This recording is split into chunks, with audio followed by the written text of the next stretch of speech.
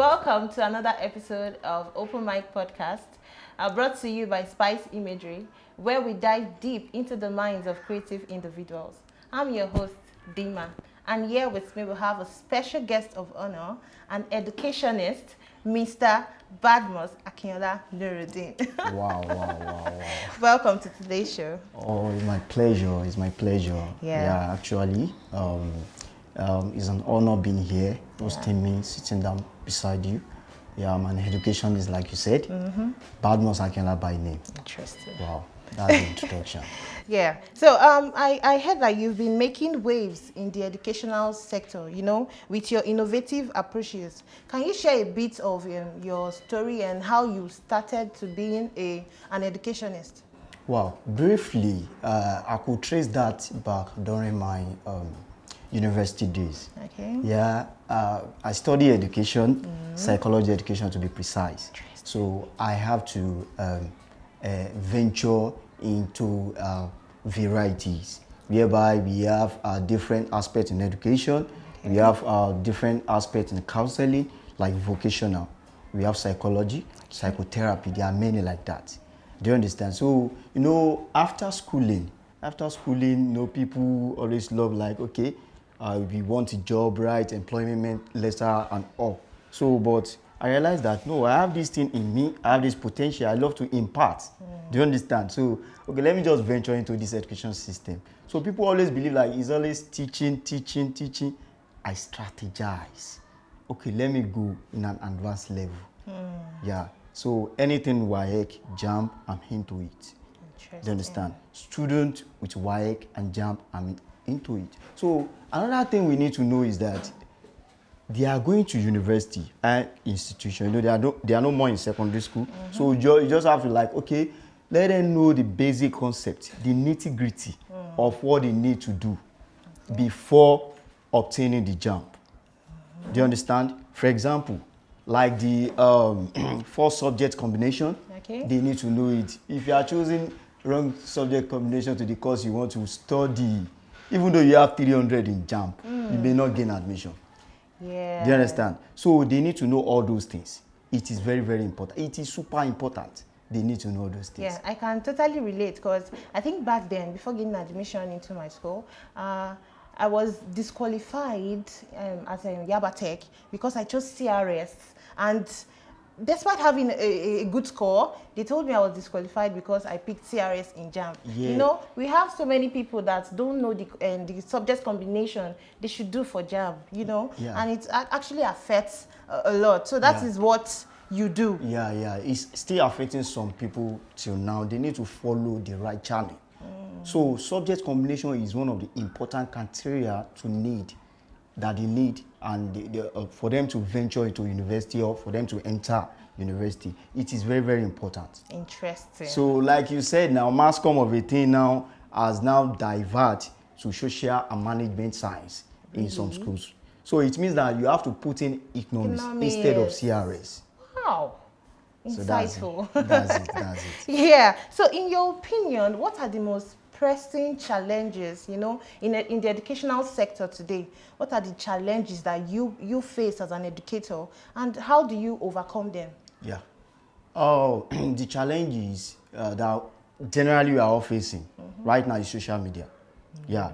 We have constructive one. Okay. That is when we are using the social media positively. Oh. Then we have destructive one. That is when you are using it negatively. So, all these young ones of nowadays, I want to do Snapchat, TikTok, is distracting them. Okay, most of them were shouting school na scam. Almost 1.8 million wrote JAMB this year. And school na scam. So it means that most of them, they are still clamoring to study, to go further. Do you understand? So the basic challenges we have is just that social media, they are using it in a negative way. Like I said, we have constructive way and destructive way. So number one challenge is social media. Is that the only challenge? Let me just give you another challenge I think we are facing right now is just that parental factor. That's another thing. Most parents cannot educate their children effectively anymore. Like those days, if we went to go and play ball, maybe we came back, or we come back late, and you're like your daddy, you want to meet your daddy or your mommy, mommy man, no, daddy man. But right now, it doesn't happen. Yeah. So even parents can, the children can scope the parent out. I'm going to this place, whereas he's not going there. Parental factor is another factor. Parents need to educate their child or children effectively. That is informal education. You know, we have formal and informal education. It's very important.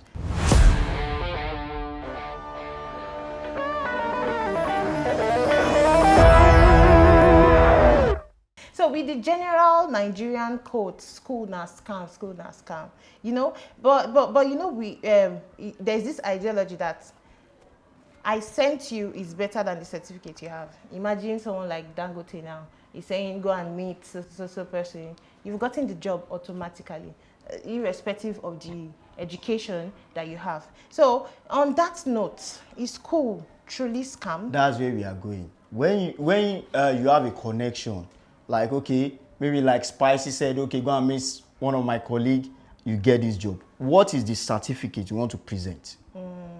Is school a scam? No. You need the certificate to present. That's just simple. Interesting.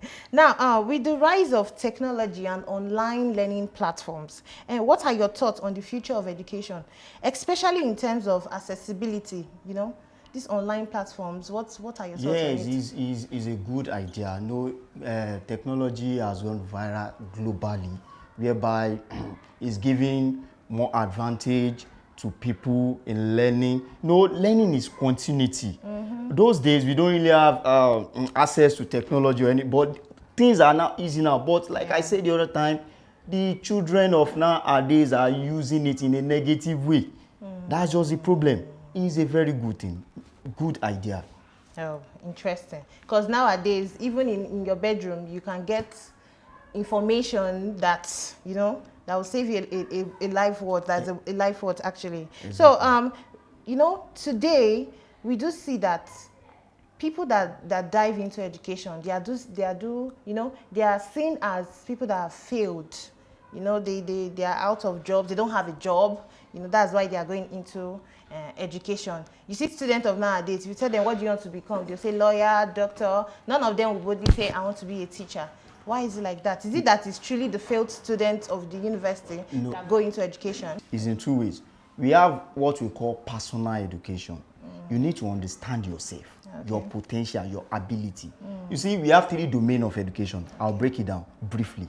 We have cognitive, we have affective, we have psychomotor. Do you know that cognitive is basically talking about your mental ability towards learning?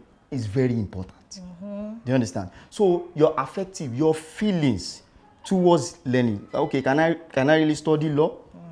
Your feelings. Yeah. Then the third one, psychomotor, is talking about your physical skill. Are you fit enough to go into this? They need to discover all those things. Personal education is very important. Yeah. If you don't have personal education, you can, in fact, learning will be difficult for you, or studying will be difficult for you. Why am I not getting this? So you need personal education. Discover yourself. Yes. Your potential is very important. And to our parents, please find out the flair your child has. What's the passion? What's the drive? Don't just insist on a profession that the child has nothing for it or no passion whatsoever. You just want the person to be a doctor or a lawyer when you can see that he's surely a footballer or is into skills, into handwork. So support them, support their dreams. And lastly, Mr. Badmus, what advice do you have to upcoming educationists, people that want to go into education? So because education is not for failed students. Education is a vital sector in our country. Because that lawyer, it is education is that trains them. So what can you say, or what are the advice you give to aspiring educationists? Like I do tell my students, in one way or the other, if you become a lawyer today, a doctor today, you pass through me. Exactly. You pass through an educator. So there is you can't eradicate that. It's continuity, like I said. So the advice I have for the upcoming education is just that, just get ready to impart the younger ones. Because I won't lie to you, we have the worst generation, upcoming worst. So how do we do that? We cannot eradicate them. We only reduce it to barest minimum level. We don't have to fool ourselves. A young boy counting millions of naira, whether he's making that money legally or illegally, that's they have inculcated that in their brain, that okay, me that I'm making money, so it'll be easy for them to say school na scam, and at the long run they will now realize I need this certificate to get this thing. Do you understand? Yeah. So that's the way it is. So the advice is just that, just get ready to impart. So when you are productive, money will look for you, not look for money. Okay. Do you understand? They will pay you. No, so they should not be money conscious at Yes, they will pay you. You have to be productive. Yes. They will come for you, definitely. Yes. They will come for you. There's a saying, your network determines your net worth. You know, if you don't go out, you will not get the desirable network that you want, that will take you to that place. Mr. Badmus, I want to say thank you for gracing us. Thank you for honoring our invitation. we love you. We are so grateful. Thank you. And keep impacting into the lives of your students. Definitely. You are making a name. Definitely. Out there. And that's a wrap on today's episode of Open Mic Podcast, brought to you by Spice Imagery. I want to say thank you to my viewers and to every soul behind the camera who made this possible. Thank you. I still remain your favorite host, Dima. Keep curious and keep on following us, because we bring hot and innovative gist. Take care. One love, guys.